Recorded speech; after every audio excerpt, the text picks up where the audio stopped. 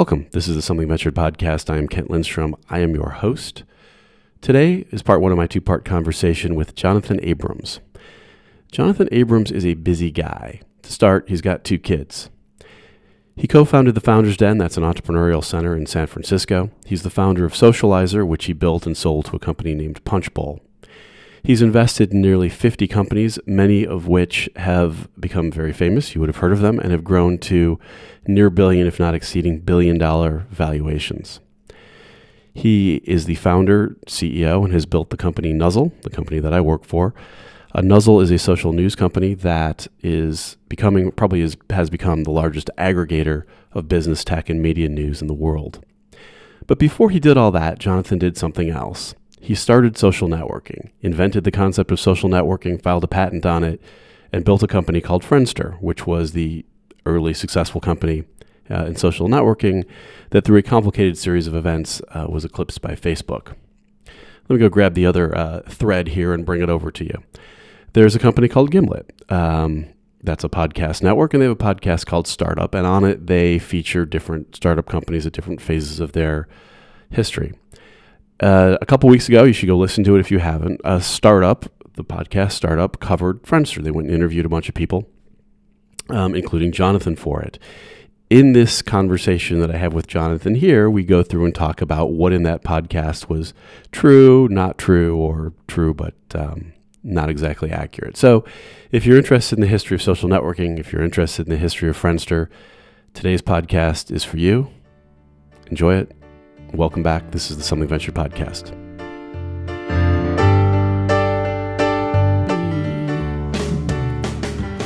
All right, welcome. This is the Something Ventured podcast. I am Kent Lindstrom. I am your host. My guest today, Jonathan Abrams. How are you doing? Hello. I'm okay. You're back. This is only, I think, my second appearance on the podcast. That's right? there's only a couple people have done it 2 times. Well, Michael White has done it, 8 times? That's true. He's done it a bunch. He's done it a bunch of times. You know, but he always has something he's got to. There are certain people who are like the Alec Baldwin or. That's right. Yeah. They have things they have to get off their chest. I guess. So we're going to do something different today. I can't come up with a good name. Talking Gimlet, talking startup. So the idea was that Jonathan, who I guess I should introduce, he's the CEO of Nuzzel. He is the founder of Founders Den. He is the founder of Sociializr. He's the founder of Friendster, which was the seminal company that started social networking. And recently, a rather more famous podcast called Startup from Gimlet Media spent hours interviewing people. How much time did you spend talking to them, do you think? Yeah, that's definitely one of the things we need to talk about is how much time I put into it. And they put out a podcast, which is the history of Friendster. And they talked to, I don't know, maybe 10 people from Friendster and put it out. A lot of people. And so as there's sort of the Chris Hardwick show, Talking Dead, where you watch the show The Grateful Dead, you talk about it afterwards. This is The Grateful Dead. That's the Grateful band. Dead. Walking Dead. I never watched that show. Is it any good? I actually have not watched that show. It's like the only. So Talking Dead is clever title because it rhymes with Walking Dead. Right. So talking Gimlet and talking Startup doesn't really work. No. Yeah. I don't think I have a clever idea. So it should be a play on startup. Yeah, like nothing rhymes with startup. Talk up, startup, talk up. Yeah, no, there's I don't nothing. know. So anyway, I thought I would get. So it was the after show. Yeah. So if you want to listen to it before listening to this podcast, of course you can pause it, listen to that podcast. It's called, the podcast itself is called Startup. Soon to be a TV show. Soon to be really? Yeah, remember Zach Braff is starring in an ABC TV show based on the first season. And I think, it's going to be called Alex Inc. Inc. as in Incorporated, which I don't know if that's the catchiest title for a TV show, but the very first season of this show was about the guy, Alex, what was his name? Oh, yeah. Anyways, it was about this guy starting, so it was a podcast about him starting his podcast company. Yeah. And our investor in Nuzzel, Chris Sacca, who's a Nuzzel fan and user and investor and been a great support of ours, he was an early guest on this podcast where the host and founder of the company pitches Chris Sacca on his idea to start a podcast company. Right. And Chris Sacca is kind of entertaining. He's like, dude, you're not pitching this very well. You should really pitch it this way, and sort of critiques him. and you're listening in because the whole gist of the first season was that it was this very sort of vulnerable, candid look at this guy's journey starting his company. And I think Chris Sack invested, but he still sort of gave him a bit of a hard time during the pitch, and that is why I started listening to the Startup Podcast, because our investor Chris Sack was on it, and that's how I learned about it. And Gimlet's become a thing too.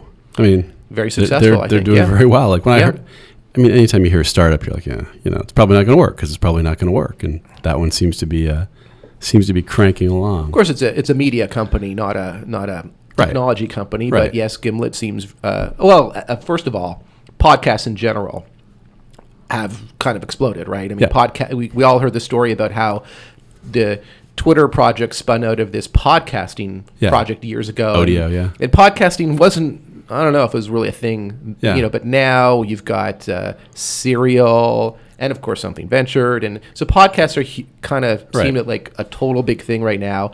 Gimlet is definitely part of that. They've got a whole bunch of podcasts, and they're pretty good. Crooked Media, which is the Jon Favreau, like that whole crew, they're getting big. It's impressive. So that's part of the Ringer network? Is that one? I think Crooked Media is just Crooked Media. I think they just started it. Anyways, Gimlet is obviously a very successful sort of network of startups now. Yeah. And I think everyone has the same idea about a podcast network, which is, well, when TV's formed into networks, those companies were worth like tens of billions of dollars. So if you could do a podcast network, maybe it's worth like $1 billion. Yeah. So anyway, Gimlet comes calling and says, we want to do the history of Friendster, which is always risky because you never know what they're trying to do. If they're trying to, really learn something, or if they're trying to do oh my God, this thing was cool and then it wasn't, and you suck. Well, we have been burned before. We both remember that there was a prominent newspaper article about Friendster that was really kind of a mess, full of things in it that weren't true. Even though it was in a very prominent newspaper. Then after that, there was a magazine that wanted to do sort of a story about what really happened and the journalist actually pitched to me. He said, look, that article was really bad. I'm going to do a better one. And I actually agreed and was interviewed for that. And it was a bit better, but it still had a whole bunch of things in it that weren't true. Yeah. And in comparison, in recent years, now that podcasting, as we said, is a big thing, I've been on a couple podcasts like the Internet History podcast and the Origins podcast about investing, where I've talked a little bit about the story of my career in Friendster. And when I've done that, I enjoyed it, and it was a lot better than seeing an article in a newspaper magazine full of things that weren't true. Instead, I got to just speak directly, and tell my story, unadulterated, uncorrupted. And I got good feedback from the people who heard those podcasts, and I kind of felt like, doing a podcast where you just get to talk and tell your story accurately is kind of seems like a better experience than yet another journalist tricking us into writing the true story of Friendster and then putting all sorts of stuff in it that's not true. Right.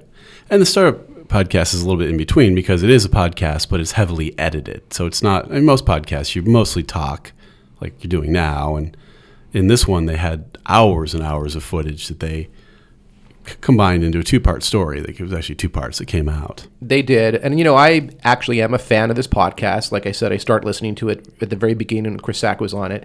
And I think in most, they've had some seasons that were about one company, other seasons where they talked about a bunch of different companies. But in many of them, I think that, the founders of the companies usually did get to say a fair bit in their own words. In the case of the 2 episodes and where they did about Friendster, I think I was a little surprised in the end how little of me was in it and how many different people they talked to. And that's totally fine. But I think if I had known that, I probably would have been a little bit more conservative about the time I gave them. Because I do think in retrospect, it's a little crazy how much time of mine they sucked up when they were going to talk to so many different people and have so many users and employees and just and I don't think the amount of time that they taped with me was really justified. Yeah, I liked it, but I think I liked it more than you did. You probably liked it more than I did. I think it was okay, but I still don't think. I think instead of doing 3 different interviews with me plus a whole bunch of fact checking, they should have been a little bit more fair with my time. Given how much other footage they were going to have from so many different people. Right. And I've actually gotten feedback from a bunch of people about the podcast who all liked it. Right. So I think Gimlet does a great job. They put on a high quality product. The production values are much higher than most podcasts. And they manage to tell it in an entertaining way. Yeah. And a lot of the details about web scalability or about VC politics or succession planning or board composition are pretty boring subjects. Right. And they took this story and made it entertaining. So I'll give them that. Right. But I think if you already knew the basics, if you already knew that we started the first social networking site, and I was quickly pushed out, and we went through a lot of different CEOs and a lot of different people, and the company had all these problems and was not well managed. And unfortunately, MySpace and Facebook and others took off, and Friendster, it didn't live up to its expectations. If you already knew all that, I'm not sure how much more you really know after listening to those 2 episodes. Right. That's fair. Well, why don't we go through the TikTok, as they say, like go through kind of how the podcast went, and Sure. I'll get your comments on it. Sure. So it starts out, they set the scene of people using Friendster, people who, and I don't know how the heck they found these. Well, I guess a lot of people use Friendster. One of the producers of Gimlet, I think, posted on his Facebook saying, hey, did you guys use Friendster back in the day? We're looking for interesting stories. So it starts with interviews with a lot of people who are just talking about how amazing Friendster was when it first came out, how much they liked it. I think somebody said they met a friend or a spouse or something on it. And they're good stories. Yeah. The funny thing that so I've got the transcript here and I've written some notes. The one thing that sort of struck out as me is there's a lot of things that I talked to with the producer or the host that didn't get put into the show, some of which I think actually were relevant. But of course they had limited time. They're trying to make a punchy, entertaining thing. But I was kind of puzzled at how much time they spent at the very beginning on the story of 2 people who met on Friendster who had slightly similar sounding names. Oh, yeah. That kind of went on and on. Kind of a cute story, but if you look at the amount of minutes spent on that story, it was a little weird. Yeah, I did think they did a good job, though. I'd even maybe forgotten like how really hot it was, and how at the time, you'd walk around the streets and you'd hear people talking about it. And it was at a time when there weren't like 10 things. It wasn't like, oh, Snapchat and, this and that and the other thing. It was like that was the consumer internet thing at the time for a while. Yeah, and that's part of, I think, why there was such a craze about Friendster, because we started this coming out of the .com crash. And at the time where we started Friendster, people were really not excited about the internet anymore, and there was just tremendous skepticism, and there were not a lot of new things being started. Everything that's been invented has been invented. Yeah, so it was definitely a different kind of period, and I think that was a lot of the reasons why Friendster got so much attention, good and bad. Yep. And so then the Startup Podcast pretty quickly switches from that to how quickly the user base is growing, and kind of immediately gets into the issue that tech problems begin, that for users at slow site speeds. Mm-hmm. And they introduce a character, a person, Chip Benson, who was a customer service person the whole way. And they use him to talk about user frustration with the site speed. That emerges, I think, pretty early in the podcast. Is that right? Yeah, and I think Chip was actually really good in this podcast. I thought he was great. I thought Chip was great, and I thought he was entertaining, but the things he said were actually true. Yeah. He wasn't sort of making up fake stories. And, of course, you and I both worked closely with Chip. We hired him very early on. He was a great guy. Yep.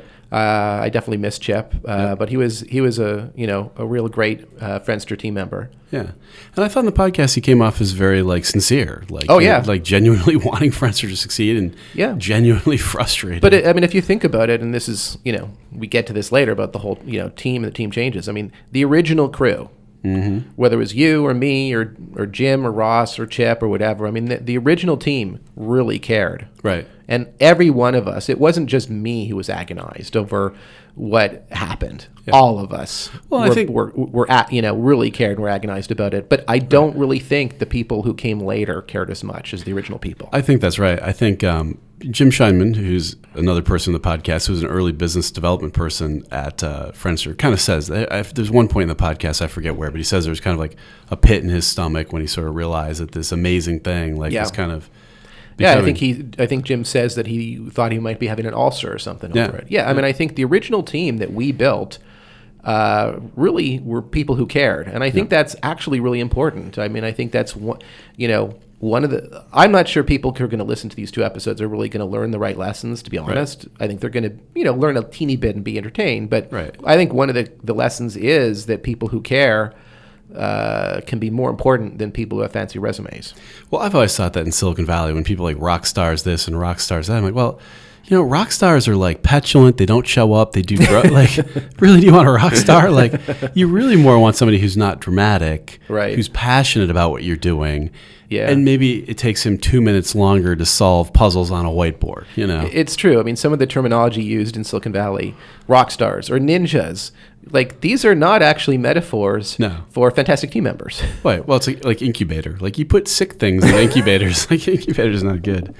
Well, and I think the reason it happened, the next thing that kind of comes up is that, so Friendster's growing enormously, tech problems, and here come the VCs, and they do a part where the venture capitalists are coming at you from left and right and dining you and getting your phone number. Mm-hmm. Like, I thought that was a pretty interesting, accurate part of it.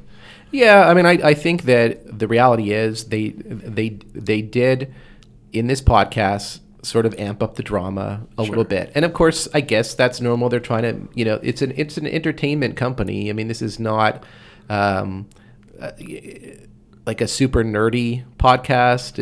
It's trying to be entertaining. But some of the things they covered have been covered before. Right. And, the fact that there was one press thing where one minor San Jose free weekly newspaper thing insisted on having these, 2 girls pose for a photo for me for an article about Friendster. Like, who cares? I mean, that really had just absolutely nothing to do with anything good or bad that happened at Friendster. Same with me being on the Jimmy Kimmel show. Right. Really made a difference to nothing. This was before the VCs have invested, much less before I was replaced as CEO or any of that stuff. So none of those things really mattered, and yet there were other things I think that are interesting that they didn't include, and they still chose to include those things just again to sort of amp up the highs and lows. Right. Which I understand why they wanted to do that, but it's not really that important, those stories. But they still did fixate on some of the those minuscule, more sensationalistic parts. Right. And what do you think the lesson is? At this point in the story, you do the thing that seems to be like the most logical thing, which is every VC in the world wants you. And so you pick the 2 best ones. Mm-hmm. Like, that seems like what else would you do? It seems like the smartest thing you could possibly do. Yeah, and I've had, in years and years later, friends sort of say, oh, I knew you were making a mistake. Yeah, right. But come on, that's not what anybody told me back then. And I think it's a little similar and very related to the thing about the some of the later team members. And there's a line where I think Melissa said something about how Jonathan was like enamored of the new executives. I don't know if I'd say enamored, but the reality was, taking money from the most famous VCs is very similar to hiring people who have these fancy resumes. Yep. And have worked at the right golden companies. It's very similar because in both cases it's credentialism, and there's a direct relationship because if you have the fancy VCs, it makes it easier to get those kind of people, and those fancy VCs can tend to want you to hire those kind of people. So there's a sort of a vicious circle there. But the combination of both those things just did not work that great for Friendster. And like I said, I think the original crew of people who cared more, that team. Right. Was a better team for Friendster. But I think even today, like right now, like I have a lot of friends who are entrepreneurs. And one of my friends just a few months ago told me a story where one of his VCs was encouraging him to hire a new VP of product for his company and was like, let's make a list of like the hottest companies like Snapchat and Instagram and then go try to, steal somebody from one of those companies. And I was like, and this is not 2003. This was something that just happened recently, and I remember telling them like, "Man, that's horrible advice." Yeah, it's terrible. Just horrible advice. And so that kind of credentialism and fixation on that kind of stuff still exists today. Right. But to put yourself back into the perspective we were back in 2003, like if I had said to anybody, "Hey, listen, I've got this company that's growing exponentially, and I'm thinking of 2 possibilities. Plan A is we raise money from the most successful, prestigious investors who've taken other companies to huge, multi-billion-dollar IPOs, like Amazon and Google and eBay, and then we hire a really experienced team of people who've worked at the most respected companies. Or B, I hire some people who are less successful and respected, but maybe they're just old friends of mine who I know better, or maybe they use Nuzzel more. Yeah. I mean, use Friendster more, right. or they're people who I just think will be more loyal to me or something. Right. All of which actually would have probably gone much better for us. Right. Which would somebody have said was the right answer? Would they have said take the less experienced team and the less respected investors who you're more buddies with, or who you can trust more, or I don't think most people would have given that advice. So in retrospect, we really made the wrong decisions, or I did, and I take full responsibility for that. But it certainly didn't seem crazy at the time, and the reality is, every investor of Friendster is still somebody who people today are taking money from. Right. Yeah, the lesson I kind of took away from that was, one, being at a big company that's successful is different from founding a successful company. And so if you were at Google, part of the problem is if you didn't found Google, everything's great. Like money comes in, things work, there's no struggle. So when you show up at a smaller company, you're like, wait, why doesn't everything work? Well, we had people who worked with us at Friendster who went to work at Facebook and early on made a ton of money, but there were other Friendster employees who were asked to go over there who were like, no, this company looks kind of stupid and unprofessional. The reality is, without a time machine, you don't really know. And we knew people who had been super early employees at Yahoo or eBay, but the reality was, at the time they joined those companies were not super hot companies, right. And it was very much a matter of luck. Yeah. Well, and I think, and this is where I kind of blame the VCs for lots of things, but the people who get hired at a hot startup like that by hot VCs are people who are good at getting hired by hot VCs, which means that they're pretty good at, their skill set's really politicking. They are mercenaries, not missionaries, yep. Which is ironic because when you listen to VCs talk at universities or on podcasts, many, many times they will say that they want to work with missionaries, not mercenaries. Yep. But what we found was at least in experience of Friendster, it was the opposite. Yeah. We found that, and I've had friends who had companies that have been successful, but didn't have one of the top 5 Sand Hill Road names, and they thought they were kind of missing out. They were like, I'm not going to be able to hire that best VP. And the thing is that if you haven't worked with some of those super famous VCs like we have, you always probably think you're missing out on something. Right. You don't quite understand what the reality is like. But I've said to those people, I said, look, anybody who would work at your startup, not because they want to work with you, not because they love the business or the product or the market or the team, but because you have this fancy VC, the number 2 VC rather than number 8 VC. Yep. If that's the reason why they would be willing to work with your company, they're probably not going to end up being a great employee. They're going to be somebody who's there for the wrong reasons. Yeah. Well, and I think, Facebook, people who went to Facebook, my understanding is that if you went to Facebook, it was a little bit weird. Mark Zuckerberg was clearly the guy, the Sun King.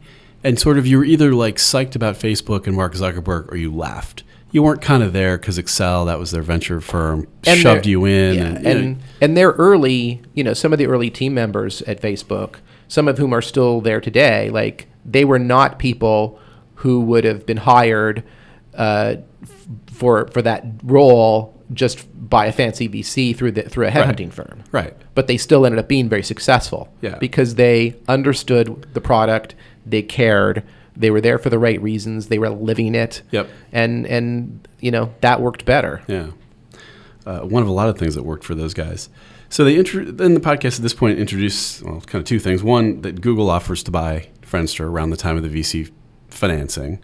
They didn't spend too much time on that, but they played around with it a little bit too much. Like a little firm you may have heard of, that old that little was firm. That was a little we get it. Yeah, that was a little exaggerated. I mean, Google was already very successful at the time, right before their IPO, obviously. Right. And then I mean, when did Google get founded? 2000, 2001, 99. I mean, when I was doing Hotlinks in 99, Google already existed. Okay, so maybe 97. And, so I mean, like, it wasn't like Google was had just started at the time of this. So they did kind of exaggerate. Well, I think they're just trying to be clever, but that little, Exactly. I don't know about that little joke. And then they introduced the concept of the social graph and the social graph causing problems. And this is the first time they get to something technical and kind of sit on the border of either trying to explain it or just trying to make something interesting out of it. The social graph is the thing where Friendster would show how people are connected. So you're connected to Steve, Steve's connected to Sue, that's how you're connected. And Friendster had a technology that showed you how we're connected to people. And my understanding is that was a relatively hard problem, and that some people thought that the site speed problems were based on that calculation happening when people would go to different profile pages. Right. So there's some truth to that, but the thing is, by the beginning of 2004, a couple of our engineers had built something. I think we called it the compute server or something like that, where they'd basically written from scratch a separate program, I think in C++, running on a separate set of servers to calculate those calculations. Right. And I think at that point on, basically that problem was more or less solved and no longer a problem. And of course, around that time, I was replaced as CEO. And then, of course, even though that was fixed and even though I wasn't in charge, the site performance problems continued for several more years. Right. So if you actually go by the facts, it's kind of not logical to really, blame everything on trying to compute those things. Well, and they take it to, or some people take it to, if the decision had been made to turn it off, meaning you wouldn't show users how they're connected to people, right? Which is what MySpace actually did. They acted like they had some ruse where they're like, well, we haven't calculated it yet, but right. they actually just couldn't do it. Is it true that everything would have been fast and worked great? No, it's not true, because as you know, even when we had that compute server and fixed that problem, the site actually still ended up being slow anyways for years more. So clearly the reality was that we had tons of other technical problems other than that. It is true, though, that I think we had, and I personally had, much more of a concern about safety and security than MySpace. So because Friendster was first, the psychology that we went through was completely different than people, who copied it. And it wasn't like it was years and years and years later, but the reality was, it grew exponentially, got all this press attention, and all of a sudden this theoretical concept and goofy idea of mine was this thing that people were copying. But when we were creating it, we had no idea people would use their real name and real photo on the internet. I mean, that was considered crazy. Right. So I certainly still had, some concerns, which I think were actually appropriate, about safety and security. And what happened, one of the things that's not really mentioned, even though Krista Wolf is interviewed in the podcast, one of the things that's not really mentioned here is what happened at MySpace. And the reality is people got hurt. There was a Saturday Night Live episode where Tina Fey did a skit where she is a teacher at the Learning Annex teaching a course on how to create your MySpace profile. And the joke is that everybody in the room, instead of being a 17-year-old girl, is like a 40-year-old male sex predator. Right. Kind of funny, kind of not funny. Yeah, kind of true. Kind of true, and kind of horrifying. Right. And the reality was, MySpace went after a very sex-charged vibe. Initially, they opened it up to minors, and they had very little protections early on so that people could see everybody else. And, we had kind of this concept that instead of just being a total chaotic free-for-all and having people really at risk of getting hurt, which did happen on MySpace, maybe there'd be some limit of who could see who up to some certain degrees of separation. And that, of course, maybe that wasn't a scalable or sustainable or long-term thing that was going to work. And of course, we were obviously going to have to evolve the product, and I never really got the chance to continue to evolve my vision. But the reality is that we just cared about that, and MySpace didn't, and people did get hurt. And then at Facebook, because they had each college as a silo, they addressed that problem because those 100 sex predators in another state were not necessarily on your Facebook because Right. you were just on the Harvard Facebook. So they Right. sort of sidestepped that problem initially, and then by the time Facebook opened up to beyond students, I mean that was years later, and Right. sort of social networking was just this sort of pervasive thing by then. Right. But so it is a little bit true that sort of our focus on the degrees of separation and using that. One of the things that we were using it was potentially, to some approach to sort of security and privacy, Right. which maybe was too conservative or too, I don't know, too utopian or something. But Right. I mean, ultimately, I mean, I think there's, I was always amazed that like MySpace didn't really get as much sort of law enforcement. Well, maybe they did. You just didn't hear. They got about some. it. They Yeah. got some, but I still think ultimately there was some decisions made there that put people in in an unsafe situation. Right. The other thing though is that I do think that the Startup Podcast did sort of over dramatize this whole thing because they said that the way seeing how your friends mapped out was proving to be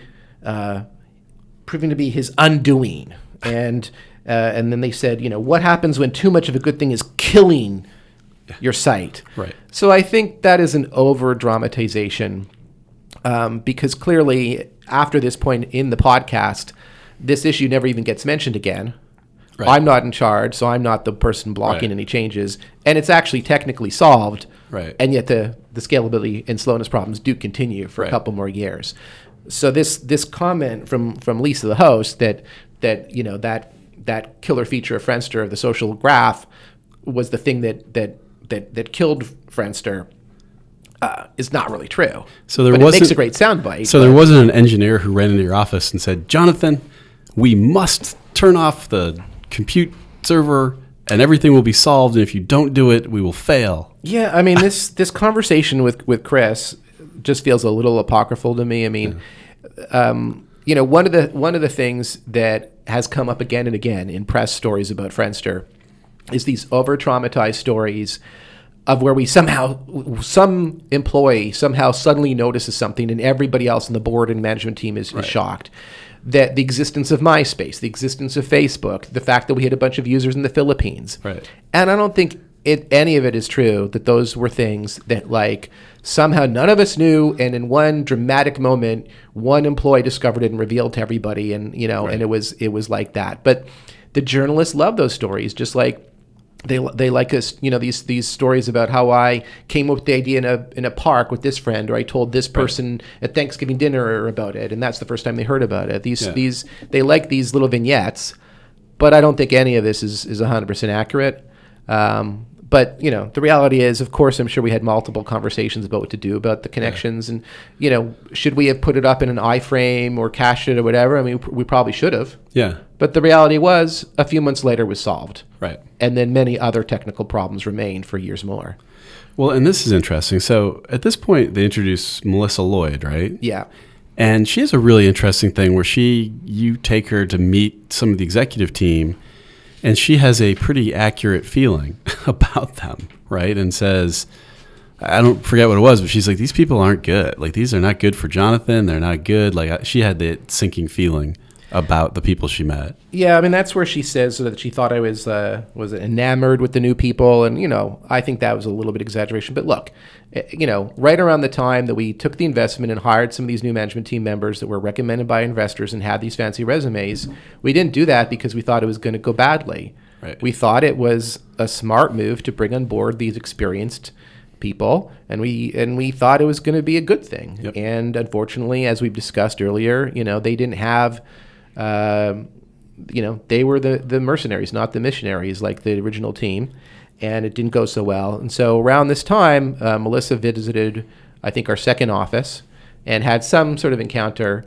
I think she's misremembering the title of who it was. Right. I have an idea of who I think it might have been, but it doesn't really matter. But yeah, she met one of the new people and had some sort of like bad vibe from him. Yep. And I think this is the thing that people forget most, or about the whole Friendster story. The VCs showed up. I even forgot it was this timing. And they, through some insane maneuvering that I just can't believe happened, managed to push you out 3 months after they invested? It was just a few months later. And this is another example of something that Lisa actually took my time and asked me about. And I tried to explain to her exactly how it is that founders lose control of the company, and that it's really what happens is when you raise venture capital, you negotiate a certain board composition, and the founders elect a certain number of board members, and the other people, the investors have a certain number of board members, and that the board is basically who's empowered to fire the CEO. And that I even shared with her a really interesting article from a Harvard Law School professor, Jesse Fried, about how the supposedly independent outsider board members usually side with the VCs. So this is like academic confirmation of exactly what we have sort of anecdotally experienced. Right. But yeah, I was giving a keynote speech at a conference, and they had a secret board meeting, and that was that. One of the other things that I was surprised that Lisa didn't include was I had read to her an email, and I redacted the name of the firm and the name of the partner because I didn't really want to get into name calling in this podcast. Right. But I read to her an email during, back when they were courting me, really over the top email about how they respect me so much and are so impressed with all I've done, including my the cultural aspects that I'm considering in the company, and that the entrepreneurs are really the stars and they're just glad to help and all this kind of stuff. And I thought she was going to include it because it was kind of crazy how diametrically opposite all of this was with what happened, as you said, just a few months later. Well, I think this is the thing that people kind of most get wrong. They're sort of like, Jonathan, and then Friendster didn't work out, so therefore it must have been him. But it was a rocket ship for the entire time you were there, a little bit after, and then the problems continued, the site being slow. For years after you were gone. Right, through several other CEOs. But, there were people who were very, jealous, envious of Friendster, who sort of wanted to, to have that, what is it called, Schadenfreude or whatever, Yeah. And then there's a lot of it is this people just don't remember. I mean, Friendster went through 6 CEOs in 6 years between the funding and the sale. How many people can remember those CEOs? No. They can't. So they're just like, oh yeah, Friendster, ha ha ha, they were losers, Jonathan Abrams. Right. And those are just the things, for better or worse, that people remember. Right. So, like we said, I mean, overall, like one of the things I'm not sure this podcast really got across was just how much of the Friendster story that's persisted has been inaccurate. The idea that I started the site to meet girls, the idea that any of the reason why Friendster failed was because we were mean and kicked off fake profiles, and that's what made Friendster cool, and that's what the users really liked, that we never had a business model. All of these things are not true, but they've been very persistent sort of, memes and rumors about it. But, we just live in this weird day and age where people just don't really know or care or remember the facts. Right. They remember the most interesting story, whether it's true or not. And it's, it's to your detriment if you don't supply your own interesting fake story. Yep. That's a sort of a weird lesson I think you and I have learned, because you and I are sort of, just not inclined to do that. The truth should matter, damn it. Yeah. One of the things that I think Lisa also mentioned, around the time of me being replaced as CEO, is that none of the investors would talk to her, but somebody confirmed to her that one of the supposed reasons was that I was blocking things. But in this podcast, they didn't really go into any of the details of that. And I mean, the details of it are kind of ridiculous. Like so much later, we talk about how I think it was when you were CEO, we finally started throwing away and undoing all these bad integrations that had been done after I was replaced. Right. I think you called it the decrapification project. Yep. Yeah. But those were things that I had been saying no to. And once I was replaced, the floodgates opened, and we just did one after another of these partnerships, like Eurekaster, which was some search thing that didn't really make sense, and all these other ones. Right. The other thing is that we also hired a PR firm that we didn't need, that I'd been saying no to, because the reality is that at that point in time, Friendster had so much hype and buzz. Right. But we were having all these technical problems and other problems. Right. And we didn't need more marketing and more PR. We needed to just fix the technology, which unfortunately, 2 or 3 years later, we still hadn't fixed. But one of the very first things that happened when I was no longer CEO was we did the Glow Phone partnership, which was some VoIP thing. Right. And I remember saying that I thought we should do something if we were going to do it at all with Skype because it was the better product. But Glow Phone was going to pay us for downloads. Right. And of course, we didn't get a lot of money since it sucked. Nobody actually downloaded it. Right. But that was, not my decision. And then we hired a PR firm that, of course, we didn't need. And they orchestrated some kind of stunt where I made a VoIP call using this Glow Phone integration with Friendster to like the grandson of Alexander Graham Bell. Oh my God. And I don't think it ended up getting that much of coverage because when I was CEO of Friendster, without any PR firm, had been getting this crazy coverage in every magazine newspaper. Right. And then, so those were the kind of things that I had been blocking. And I think in retrospect, I was probably right to have been blocking those things, and we just opened up the floodgates for a lot of stuff that we should never have done. Well, one person's blocking is someone else is like, let's stay focused. Yeah, and the funny thing is, one of the most important jobs of a CEO is to say no. Yeah, it's very, very important, and to be focused. And I mentor a lot of entrepreneurs, whether it's at Founders Den or ones I invest in or many other things. And I'm often telling people that they need to be more focused. And usually it just goes in one ear at the other. Yep. And at Friendster, we were not focused enough. Yeah. And that's one of the board of directors things that I remember happening through the years. I mean, I was in most of the board meetings as either CFO or CEO. Like they'd come back from some conference. And whatever the conference was about, like, we got to get into, WAP client, whatever the hell it was. And the next month it'd be something, And that's a cliche about venture capital. And, look, I don't want to be like negging on venture capital this whole podcast, because the reality is, any idea that you and I hate venture capital or venture capitalists is bullshit. I'm an LP in multiple venture funds. Right. Nuzzel is backed by some fantastic venture investors. Founders Den is home to many VCs. We are friends with lots of VCs, but there are certain cliches that come up that have some truth to them. Like I remember there was a cartoon, like the Snowman guy, I think it was like Blueprint Ventures. They used to have this holiday thing where they had the snowman becomes a VC. And the joke was that he would be like, every company, he'd be like, what's your China strategy? Or what's your mobile strategy? Right. And it's an unfortunate kind of cliche, but there is some truth to that. And one of the ones that I remember was, and I've told this story to people and gotten a lot of laughs for it. The sad thing is it's actually true. And I vividly remember the time when one of the board members asked why couldn't Friendster be more like Neopets, because one of his kids was like really into Neopets at the time. Which, for people who are listening to this, it was some sort of kiddie. Tagamachi, like thing. There was Habba Hotel and Club Penguin, and Neopets was another one of these sort of like kiddie gamey things, and it was just like, I was just like, obviously, like just a quintessential example of like, huh? Right. And the whole time I would be at the board meeting saying, guys, the site still doesn't work. Right. The site's still super slow. Users are emailing us every day. Right. They're leaving. Can we just focus on this? Yeah. Yeah, it's and the problem I think for young, if you're like, I say young, but like an inexperienced CEO and the board tells you to do something, like, oh, I need to do it. If you're more experienced, the board says something, I'm sure Mark Zuckerberg and Sheryl Sandberg say thanks for your input, but no, we're not going to do it. It's a tough one. I mean, I think during my very short tenure as CEO, after the venture investors were on board, I did things I shouldn't have that they told me to do, which destabilized the company, which it led to me being replaced. But I also did not do things they wanted, which also led to me being replaced. Right. And then the other 6 CEOs, I think every one of them, I remember having conversations with and saying, why are we doing this partnership or this deal or this integration, and being told the board wants us to do it. All right, that'll do it for this week. That's part 1 of my conversation with Jonathan Abrams. This is the Something Measured podcast. Thanks for listening.